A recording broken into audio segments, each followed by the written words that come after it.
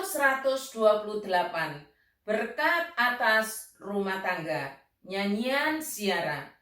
Berbahagialah setiap orang yang takut akan Tuhan, yang hidup menurut jalan yang ditunjukkannya. Apabila engkau memakan hasil jerih payah tanganmu, berbahagialah engkau dan baiklah keadaanmu. Istrimu akan menjadi seperti pohon anggur yang subur di dalam rumahmu.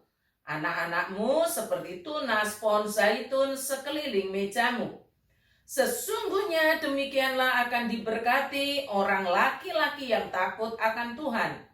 Kiranya Tuhan memberkati engkau dari Sion, supaya engkau melihat kebahagiaan Yerusalem seumur hidupmu, dan melihat anak-anak dari anak-anakmu, damai sejahtera atas Israel. Membicarakan tentang berkat-berkat jasmani bukanlah hal yang tabu, sebab firman Tuhan hari ini juga membicarakan berkat-berkat tersebut, bahkan menyebut berkat itu sebagai pahala. Tetapi memang berkat-berkat khusus ini tidak untuk semua orang. Berkat-berkat khusus ini untuk setiap orang yang takut akan Tuhan. Rahasia keluarga yang diberkati adalah jika suami atau kepala rumah tangga itu takut akan Tuhan.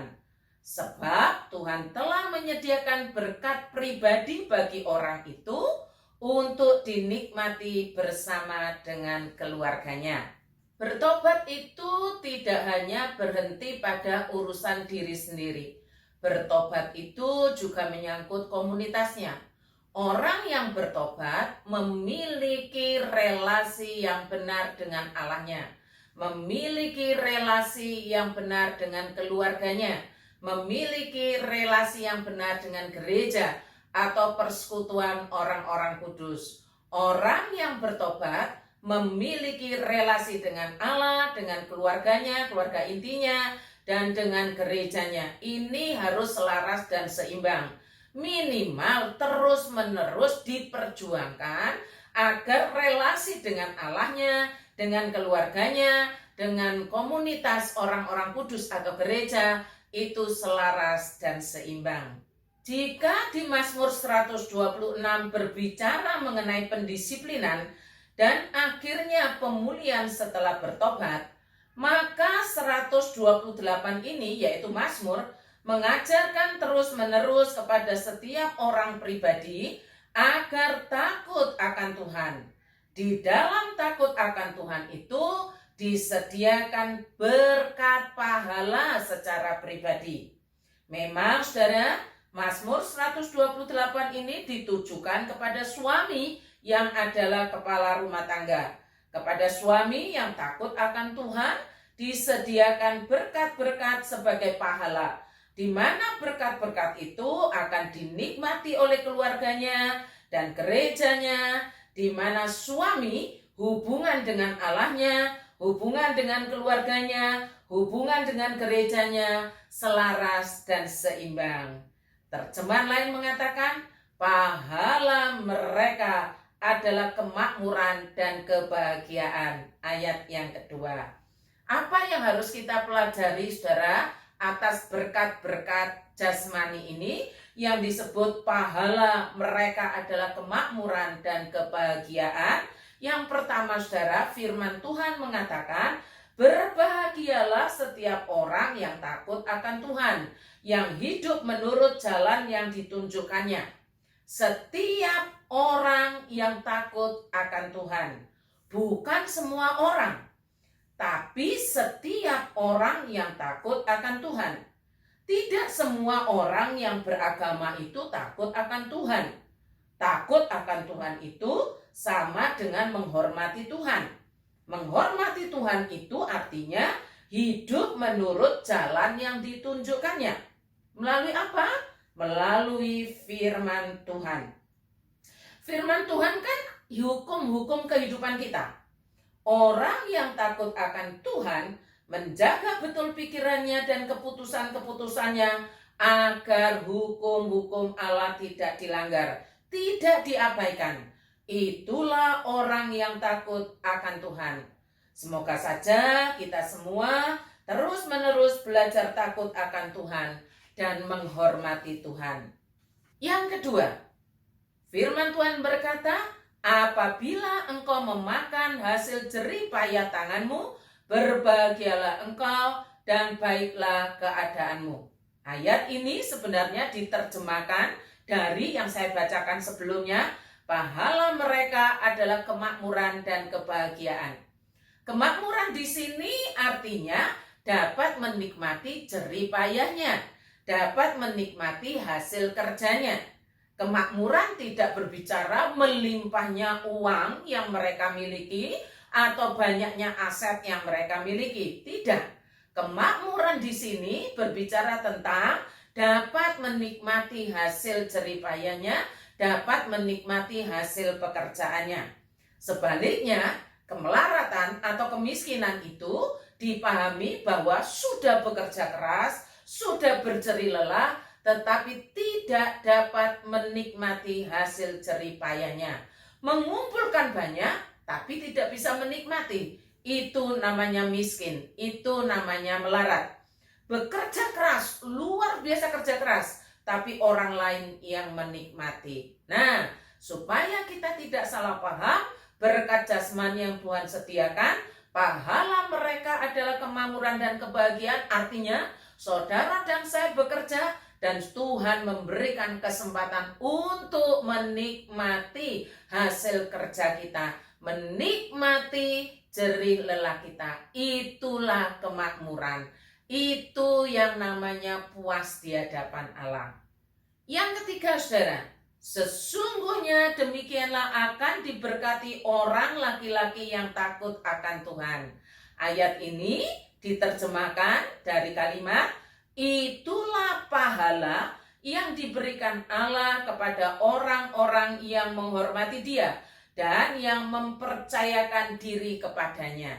Berkat apa lagi, pahala apa lagi yang Tuhan sediakan bagi suami yang takut akan Tuhan? Ternyata firman Tuhan mengatakan demikian, saudara. Istrimu akan menjadi seperti pohon anggur yang subur di dalam rumahmu. Anak-anakmu seperti tunas pohon zaitun sekeliling mejamu. Terjemahan lainnya, bukan hanya suami yang takut akan Tuhan yang menerima berkat atau menikmati berkat dari Allah itu, tetapi juga istri dan anak-anaknya, komunitas keluarga intinya, turut menikmati dan menjadi berkat. Keluarga yang harmonis karena takut akan Tuhan itu adalah berkat. Disebut demikian, saudara, dalam terjemahan lainnya. Istrimu akan merasa puas di dalam rumahmu. Dan lihatlah anak-anak yang duduk di sekitar meja makanmu, sehat dan kuat seperti tunas pohon zaitun. Artinya apa? Dipelihara dengan berkat Tuhan. Bukan dipelihara dengan berkat karena curang, berkat karena tidak jujur. Pada akhirnya Tuhan bersabda, kiranya Tuhan selalu melimpahi engkau dengan berkat-berkat dari sorga dan juga dengan kebahagiaan manusia. Berkat-berkat dari sorga ini menunjukkan berkat karena komunitas rohani yang dihasilkan dari iman yang takut akan Tuhan tadi. Terjemahannya begini, kiranya Tuhan memberkati engkau dari Sion, supaya engkau melihat kebahagiaan Yerusalem seumur hidupmu. Saudara-saudara, memang takut akan Tuhan menjadi dasar berkat pahala yang dijanjikan. Tetapi Tuhan tidak pernah mengajarkan kepada kita kalau takut akan Tuhan itu menjadi motif untuk mencari berkat-berkat Tuhan. Ingat, berkat yang Tuhan sediakan adalah berkat pahala yang diberikan kepada setiap orang yang mencintai Allah, dicintai Allah, setiap orang yang takut akan Tuhan. Selamat ulang tahun untuk Nathan Sanders. Kiranya Tuhan memberkatimu dan kami merindukan supaya engkau kembali di dalam persekutuan orang-orang kudus GKT Banyuwangi. Mari kita berdoa.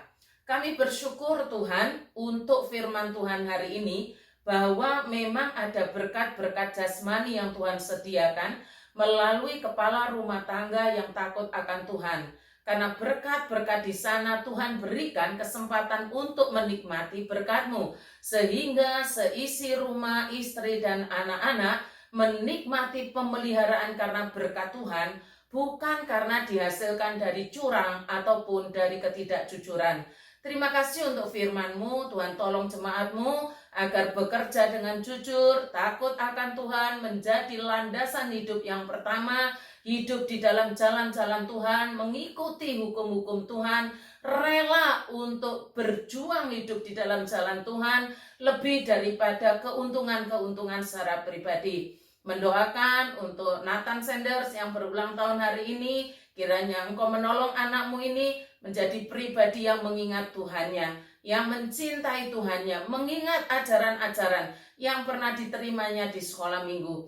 Ada banyak kegiatan gereja pada bulan Januari, Tuhan kiranya Engkau tolong, baik itu rekreasi pemuda di Patulding, rapat komisi wanita wilayah, Natal usia bahagia, pembinaan liturgis, gladi bersih pemberkatan Nika Novando Yohana, bahkan sampai acara pemberkatan sendiri. Tuhan kiranya Engkau tolong sehingga kami mengerjakan ini semua karena Engkau yang mempercayakan.